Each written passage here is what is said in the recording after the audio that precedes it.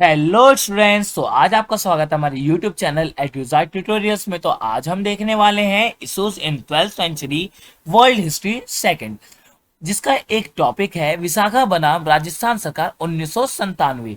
तो इसमें हम देखेंगे कि भाई विशाखा दिशा निर्देश या विशाखा बनाम राजस्थान सरकार 1997 ये क्या है। तो यहाँ पर हम जब समझते हैं तो यहाँ पे बताया जाता है कि भाई राजस्थान राज्य एक 1997 का भारतीय सुप्रीम कोर्ट क्या है, भारतीय सुप्रीम कोर्ट का मामला था, जहां नैना कपूर और उनके संगठन साक्षी के नेतृत्व में महिला समूह ने राजस्थान राज्य और भारत के केंद्र सरकार के खिलाफ कामकाजी महिलाओं को मौलिक अधिकार लागू करने के लिए जनहित याचिका दायर की। मतलब कि यहाँ पे क्या, जो हमारी नैना कपूर थी और हमारी कौन थी, साक्षी जी थी, इन्होंने क्या किया, एक जनहित याचिका, इन्होंने क्या किया, एक जनहित याचिका दायर की, जिससे कि महिलाएं क्या है जो काम करती हैं कंपनी में, उनके लिए कुछ अधिकार बनाए जा सके। तो भारत सरकार ने क्या किया, यहाँ पे देखिए, भारत के संविधान के अनुच्छेद 14, 19, 21 के तहत राजस्थान में एक सामाजिक कार्यकर्ता भवरी देवी के साथ बाल विवाह को रोकने के लिए बेरहमी से सामूहिक बलात्कार किए जाने के बाद याचिका दायर की गई थी। क्यों की गई थी? क्योंकि भवरी देवी के साथ क्या हुआ था, सामूहिक बलात्कार हुआ था। उसका रीजन क्या था कि इन्होंने बाल विवाह को रोकने का प्रयास किया था। तो अदालत ने फैसला किया कि भाई संविधान के अनुच्छेद 14, 15, 19 और 21 में लैंगिक समानता की गारंटी दी कि भाई सभी, मेल हो या फीमेल हो, स्त्री हो या पुरुष हो, सभी को समानता की गारंटी दी, और मानवीय गरिमा के साथ काम करने का अधिकार की व्याख्या के उद्देश्य से अंतर्राष्ट्रीय सम्मेलन और मापदंडों का विचार महत्वपूर्ण है। मतलब कि ये बोला गया कि आप कहीं भी काम कर रहे हो तो आपकी रेपुटेशन, आपकी इज्जत की गारंटी कौन लेगा, हम लेंगे, जो हमारी केंद्र सरकार है वो लेगी। अगर आप पर किसी तरह की असुरक्षा आती है तो उसकी जिम्मेदारी हम लेंगे, और आपको न्याय कौन देगा, हमारी सरकार देगी। और उसमें निहित यौन उत्पीड़न के खिलाफ भी उपाय किए, जिसके परिणाम स्वरूप लोकप्रिय रूप से ये किस नाम से फैला, किस नाम से फेमस हुआ, विशाखा दिशा निर्देश के रूप में जाना जाता है। जे.एस.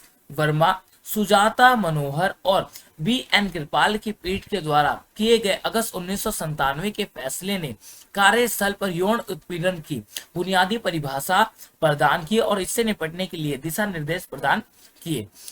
इससे भारत में महिला समूह के लिए एक महत्वपूर्ण कानूनी जीत हुई। मतलब कि इसे हम क्या देखते हैं, एक कानूनी जीत के रूप में देखते हैं।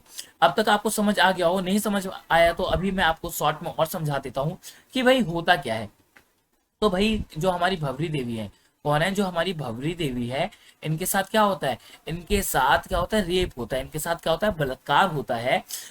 क्यों होता है? क्योंकि ये अपने गांव में क्या रोकती हैं, बाल विवाह को रोकती हैं। तो इसी चीज को लेके नैना कपूर और उनके जो संगठन साक्षी के नेतृत्व में क्या होता है, एक समूह बनाया जाता है, और वो क्या करता है, वो राजस्थान सरकार के सामने महिलाओं के मौलिक अधिकार के लिए जनहित याचिका को दायर कर देते हैं।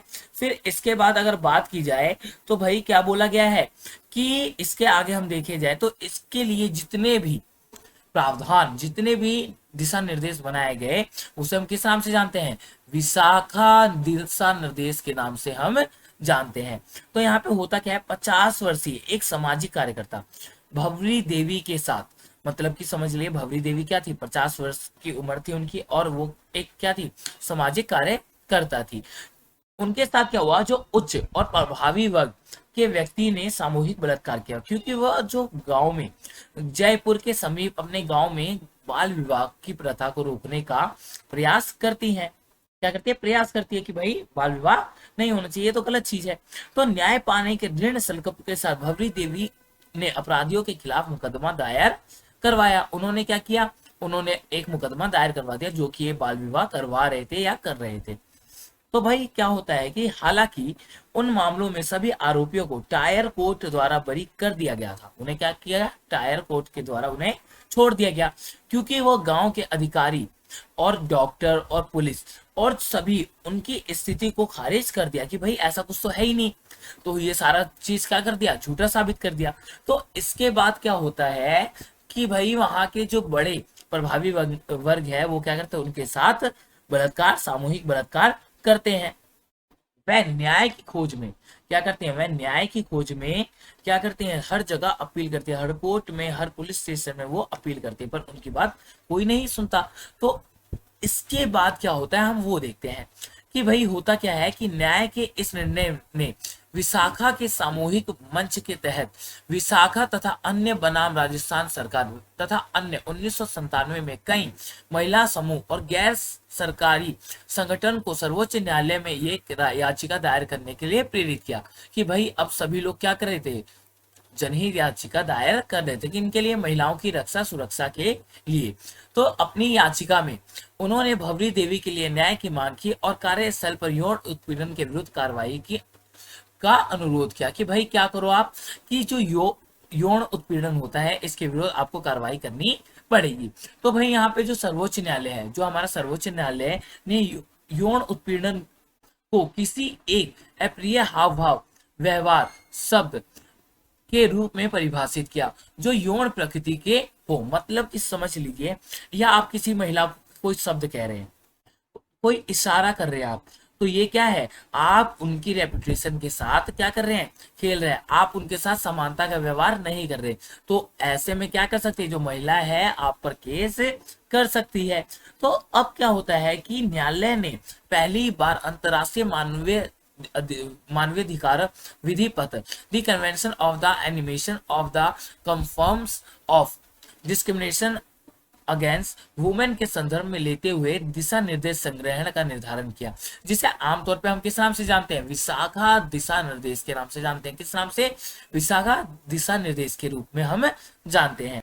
तो इसमें यह बताया गया है कि यदि यह रोजगार प्रदाता का दायित्व है, जो रोजगार दे रहा है वो ये उसका दायित्व है कि यौन उत्पीड़न के निवारण के लिए कंपनी की आचार संहिता में एक नियम को शामिल करे। अगर किसी के साथ गलत होता है तो ये किसका दायित्व है, कंपनी का दायित्व है कि वो क्या करे, अपनी आचार संहिता में एक नियम को शामिल करे जिससे कि उन्हें क्या मिले, न्याय मिल सके। सेकंड, ये बताया गया कि संगठनों को अनिवार्य रूप से शिकायत समिति की स्थापना करनी चाहिए। जैसे कि यहाँ पे बोला गया कि एक हमने क्या की, शिकायत कंपनी की शिकायत समिति की स्थापना कर दी। ओके, तो इसमें बोला गया है जिसकी प्रमुख कौन होनी चाहिए, महिला को बनाया जाना चाहिए। इसमें क्या, जो प्रमुख होगी, जो प्रमुख होंगी वो कौन होगी, महिला होगी, जो कि अपना काम वो ठीक प्रकार से कर सके। वह अगर किसी महिलाओं को कोई किसी प्रकार की प्रॉब्लम है, किसी तरह की परेशानी है, तो वो जल्दी ही सॉल्व हो सके।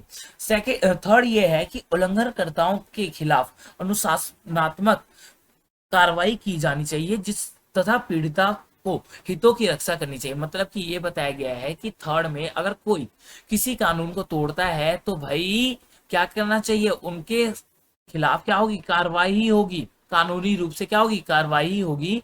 और जो पीड़िता है उसे क्या करना पड़ेगा, उसके लिए हमें करना पड़ेगा, उसके हितों की रक्षा करनी चाहिए। जो कंपनी है, जो वहां का मालिक है कंपनी का, उसे क्या करना चाहिए, वो जो महिला है जिनके साथ यौन उत्पीड़न हुआ है उन्हें उनकी हितों की रक्षा करनी चाहिए।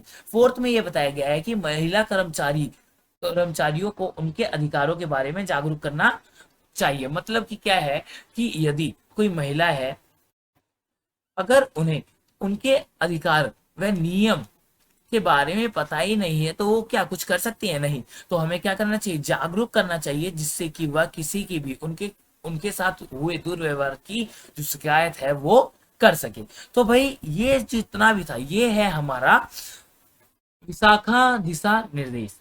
ठीक है बच्चों, तो इसके बाद क्या होता है, वर्ष 1947 के बाद क्या होता है कि भाई कार्यस्थल, मतलब कि कहीं भी कोई कार्य करता है तो उन्हें यौन उत्पीड़न की शिकायत होने वाली महिला, जैसे कि किसी के साथ कोई गलत चीज हुई, गलत कार्रवाई हुई, गलत प्रक्रिया हुई, तो वो क्या कर रही थी, भारतीय दंड संहिता के अनुसार 1860 के अनुसार SS 354 तथा 509 के तहत वो शिकायत दर्ज करवाती थी।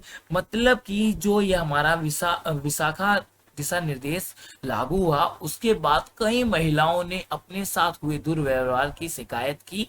तो बच्चों यहाँ पर आपका ये जो टॉपिक है खत्म होता है। और अब तक अगर आपने अभी हमारे चैनल को सब्सक्राइब नहीं किया तो सब्सक्राइब कर लीजिए, वीडियो को लाइक नहीं किया तो लाइक कर लीजिए और अपने दोस्तों को शेयर कीजिए।